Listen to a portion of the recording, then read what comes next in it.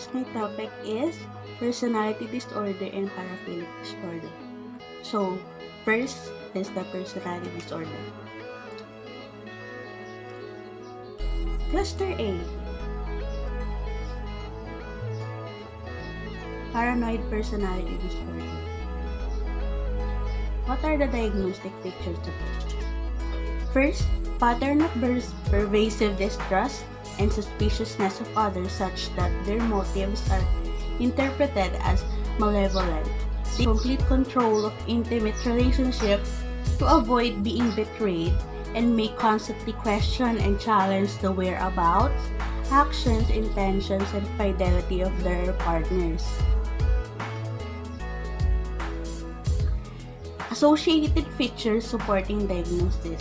First, they are generally difficult to get along with and often have problems with close relationships.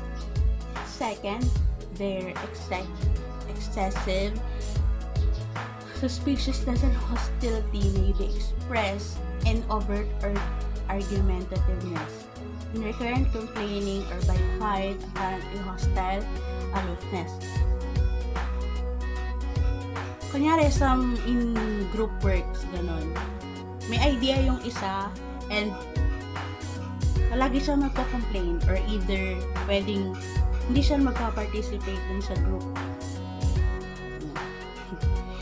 Then, third, act in guarded, secretive, or devious manner and appear to be cold and lacking in tender feelings, which is connected to the first one that they have problems with close relationships. Fourth, often display a labile range of affect, with hostile, stubborn, and sarcastic expressions predominating. Fifth, they have an excessive need to be self-sufficient and a strong sense of autonomy. Since they have problems with close relationship and appear to have labile range of affect, they want to appear strong and be self-reliable.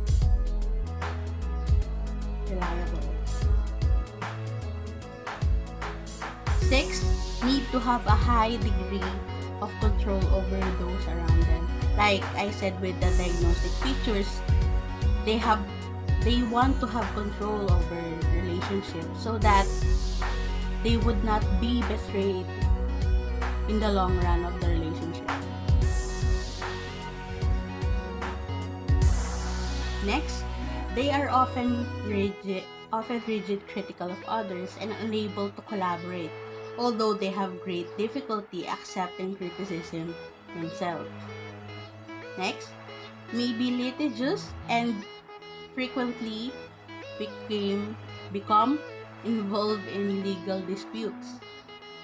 Next, they may exhibit thinly hidden, unrealistic, grandiose fantasies and are often attuned to issues of power and rank and tend to develop negative stereotypes of others, particularly those from population groups distinct from their own. Tulad ng, kunyari, nasa normal group siya, yung may kaya lang.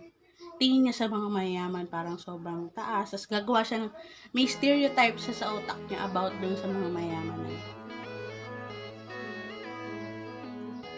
Negative stereotypes. Next, they may experience very brief psychotic episodes lasting from minutes to hours.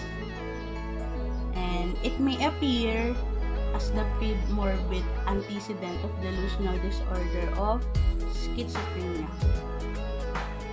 It may develop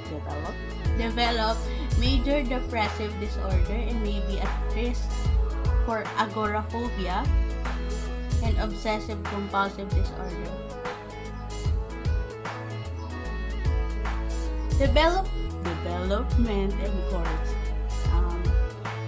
It may be first apparent in childhood and adolescence with solitariness, poor peer relationship, social anxiety, and underachievement in school, hypersensitivity, peculiar thoughts and language, and idiosyncratic features or fantasies, these children may appear to be odd or eccentric, and it will attract teasing. In clinical samples, this disorder appears to be more commonly diagnosed in males.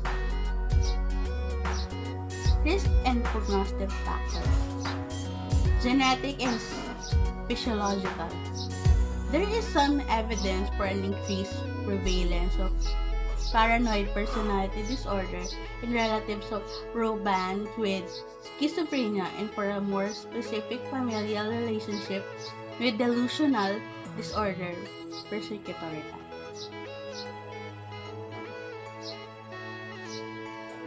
Next is the schizoid personality disorder. What are the diagnostic features? First, pervasive pattern of detachment from social relationship in a restricted range of expression of emotions in interpersonal settings. Second, they appear to lack a desire for intimacy, seem indifferent to opportunities to develop close relationships, and do not seem to derive much satisfaction from being a part of a family or other social group. They prefer spending time with themselves rather than being with others, and they may have very little interest in having sexual experiences with another person and take pleasure in view or any activity. Fifth, they often seem indifferent to the approval or criticism of others and do not appear to be bothered by what others may think of them. They claims that they rarely experience strong emotions such as anger and joy. They often display a restricted affect and appear cold and aloof.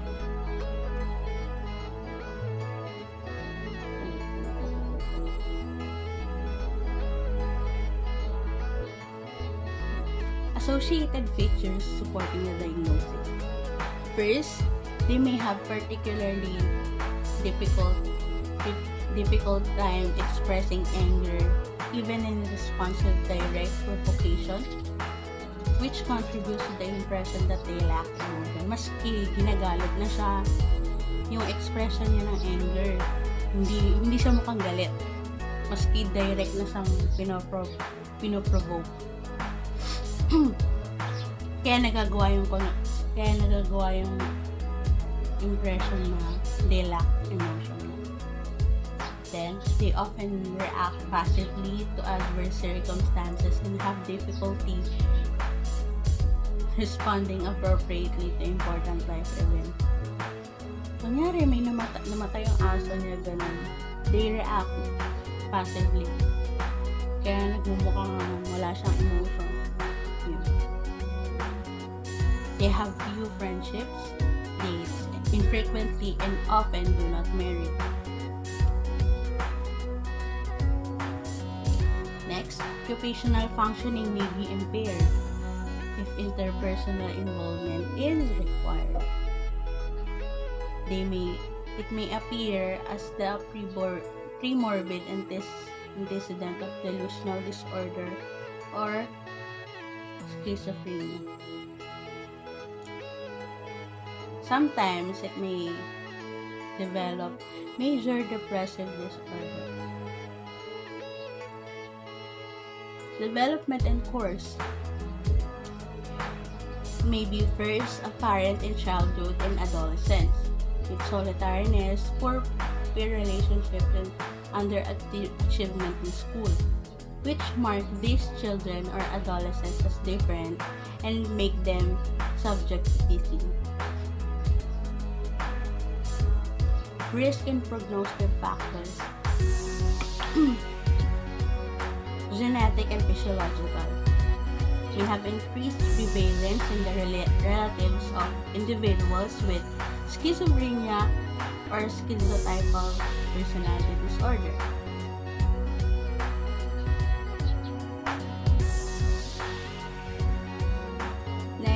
as Schizotypal personality disorder.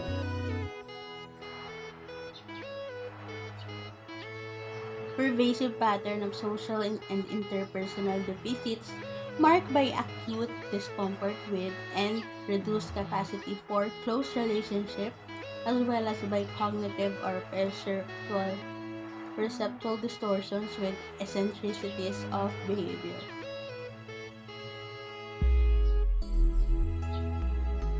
They often have ideas of preference na um, in whatever happens, kinoconnect niya sa sarili niya na ginawa yun dahil sa kanya.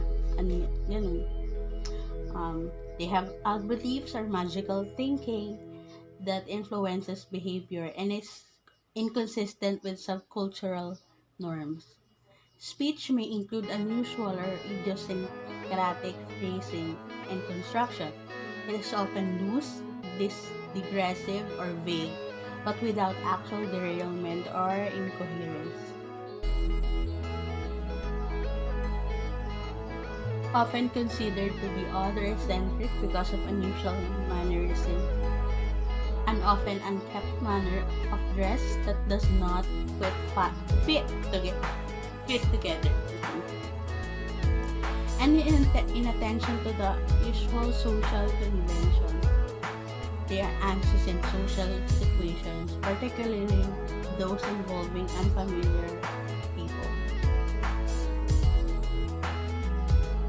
Next up, paraphilic disorder. First, voyeuristic disorder.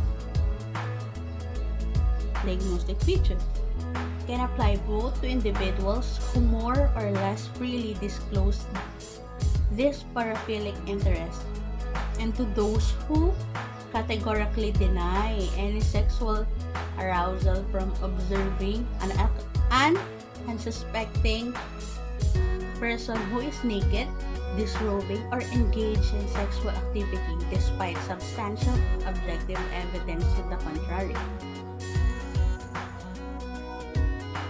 If disclosing individuals also report distress or psychosocial problems because of their voyeuristic sexual preference, they could be diagnosed with voyeurism. In the contrary, if they do not report any distress, they may not be diagnosed with voyeuristic disorder. Development and course. Adult males with voyeuristic disorder often first become aware of their sexual interest in secretly watching unsuspecting persons during adolescence. However, the minimum age for a diagnosis of voyeuristic disorder is 18 years old because there is substantial difficulty in differentiating it from age-appropriate, puberty-related sexual curiosity and activity. Therefore, the course of voyeuristic disorder may vary with age. Risk and prognostic factors. First, environmental.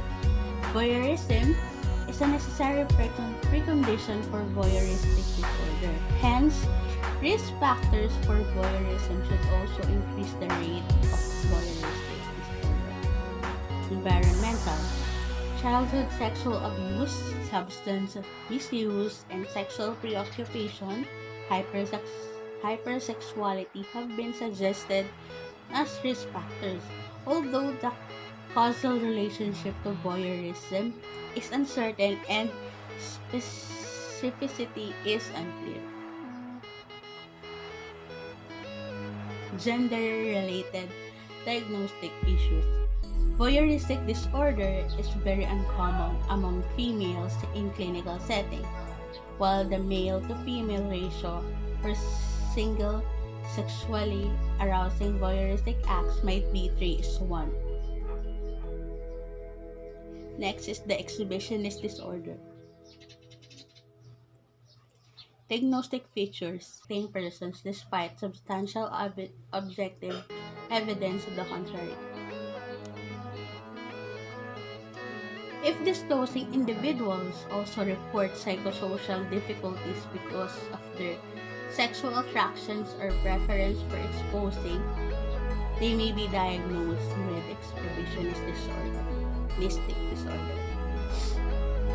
Development and course. Adult males with exhibitionistic disorder often report that they first became aware of sexual interest in exposing their genitals to unsuspecting persons during adolescence, at a somewhat later time than the typical development of normative sexual interest in women or men. Although there is no minimum age requirement for the diagnosis of exhibitionistic disorder, it may be difficult to differentiate exhibitionistic disorder from age-appropriate sexual curiosity in adolescents. Although there is no minimum age requirement for the diagnosis of exhibitionistic disorder, it may be difficult to differentiate exhibitionistic disorder from age-appropriate sexual curiosity in adolescents. Therefore, the course of exhibitionistic disorder is likely to vary with age.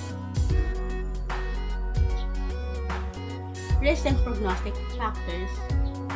Environmental. Since exhibitionism is a necessary precondition for exhibitionistic disorder, risk factors for exhibitionism should also increase the rate of exhibitionistic disorder. Antisocial history, antisocial personality disorder, alcohol misuse, and pedophilic sexual preference might increase risk of sexual recidivism in exhibitionistic disorder. Sexual recidivism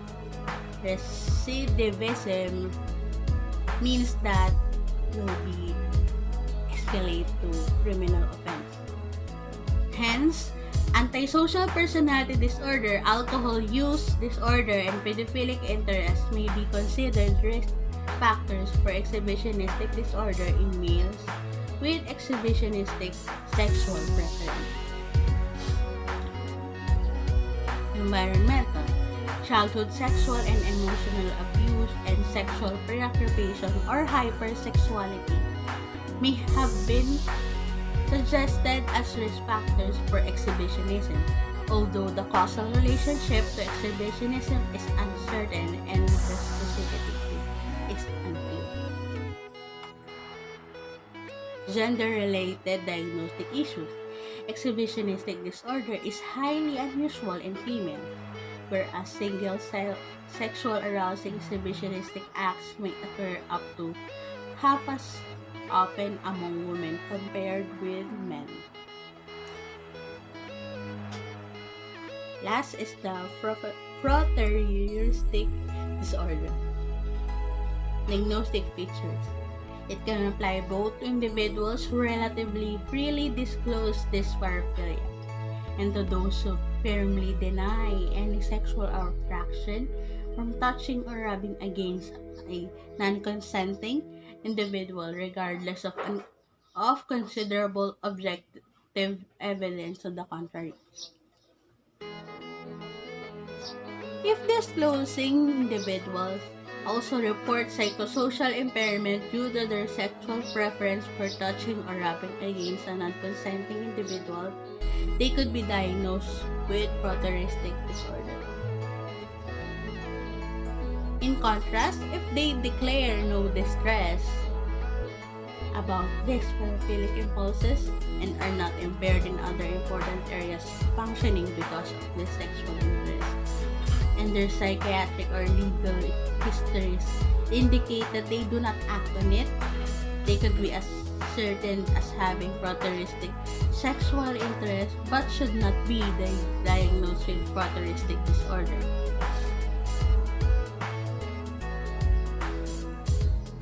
Development and course. Adult males with Frotteuristic disorder often report first becoming aware of their sexual interest in surreptitiously touching unsuspecting persons during late adolescence or emerging adulthood. However, children and adolescents may also touch or rub against unwilling others in the absence of diagnosis of Frotteuristic disorder. Although there is no minimum age for the diagnosis, Frotteuristic disorder can be difficult to differentiate from conduct disordered behavior without sexual motivation in individuals at younger ages. Therefore, also, the course of Frotteuristic disorder is likely to vary with age. Risk and prognostic factors: temperamental, non-sexual antisocial behavior, and sexual preoccupation or hypersexuality might be non-specific risk for Frotteurism, although the causal relationship to Frotteurism is uncertain and the specificity is also unclear. However, Frotteurism is a necessary precondition for Frotteuristic disorder. So, risk factor for Frotteurism should also increase the rate of Frotteuristic disorder. Frotteuristic.